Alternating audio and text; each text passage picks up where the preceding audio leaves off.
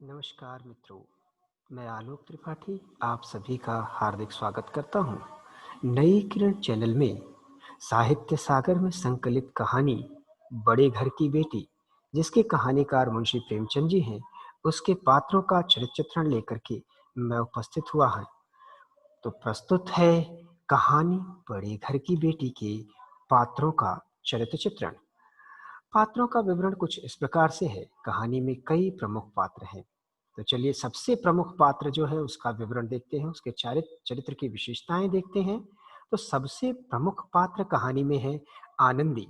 आनंदी जो कि उच्च कुलीन परिवार की बेटी है, परिस्थिति के अनुसार कार्य करने वाली है, क्योंकि आपको बताया गया है कि वह जब अपने घर से कम सुविधा संपन्न घर बेनी माधव सिंह के यहाँ यानी श्रीकंठ के यहाँ आती है, तो वहां पर हर चीज की कमी है, फिर भी वह अपने आप को परिस्थिति के अनुसार ढाल लेती है, बड़ी समझदार है। इसीलिए फिर उसके बाद उसके चरित्र की एक सबसे महत्वपूर्ण विशेषता पता चलती है। जब झगड़े के दौरान लाल बिहारी के ऊपर श्रीकंठ क्रोधित हो जाते हैं, तो वह अपने मन ही मन पश्चाताप करती है कि मैंने नाहक ही बिना जरूरत के ही श्रीकंठ को ये सारी चीजें बता दी, वो इतना नाराज क्यों हो गए। तो ये बात कहती हैं। फिर उसके बाद और प्रमुख पात्र में है श्रीकंठ। श्रीकंठ जिन्होंने अंग्रेजी में बीए किया है, लेकिन पहले ही बताया गया है कि श्रीकंठ एक ऐसे चरित्र के रूप में सामने आए हैं जो प्राचीन सभ्यता के नियमों पर चलते हैं। वे स्वयं अंग्रेजी के ज्ञाता थे, पर अंग्रेजी की निंदा भी किया करते थे। वे हमेशा पति पत्नी और परिवार के बीच के संबंध को हमेशा ध्यान रखते थे और वो चाहते थे कि परिवार के सभी सदस्य मिलकर रहें। लेकिन जब वही बात उनके ऊपर आती है, तो कहानी में आप देखते हैं कि किस प्रकार से वो आनंदी को लेकर के नाराज हो जाते हैं। वो संस्कृति के पक्षधर हैं, संस्कृति के पोषक हैं, इसीलिए वो रामलीला में भाग लेते हैं, पत्नी का सम्मान करने वाले हैं और अपने भाई से भी बहुत प्रेम करते हैं। जब उन्हें यह पता चलता है कि लाल बिहारी ने ऐसा कार्य किया है, तो उन्हें बड़ा दुख होता है। गुस्से में वो थोड़ी देर के लिए भूल जाते हैं, लेकिन कहानी के अंत में मुंशी प्रेमचंद जी बताते हैं कि दोनों भाई किस तरह से गले मिलकर आपस में रोने लगते हैं।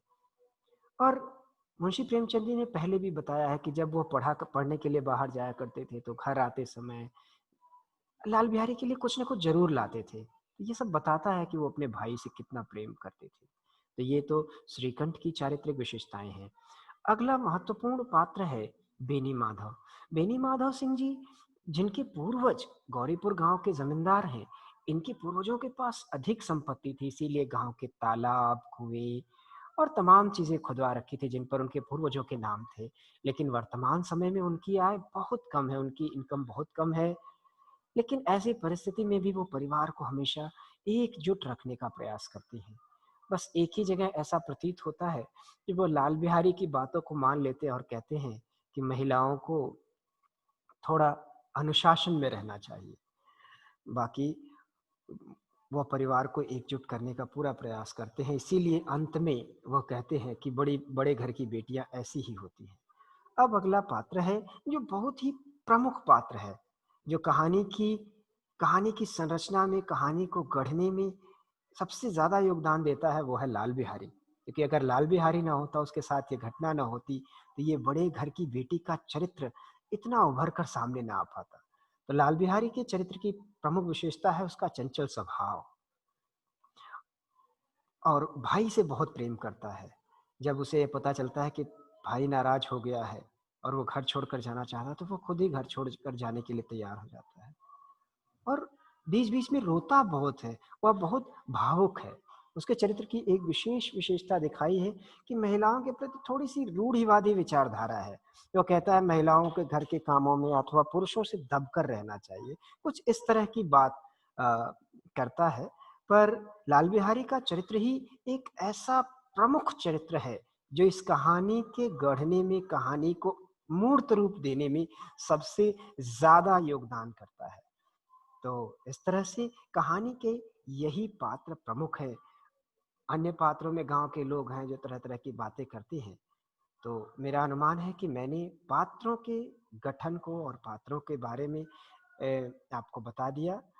अब कहानी के उद्देश्य और शीर्षक आदि से संबंधित वीडियो को लेकर फिर आपसे इसी चैनल पर नई किरण पर फिर से मुलाकात होगी। अपने मित्र आलोक त्रिपाठी को इजाज़त दीजिए। नमस्कार।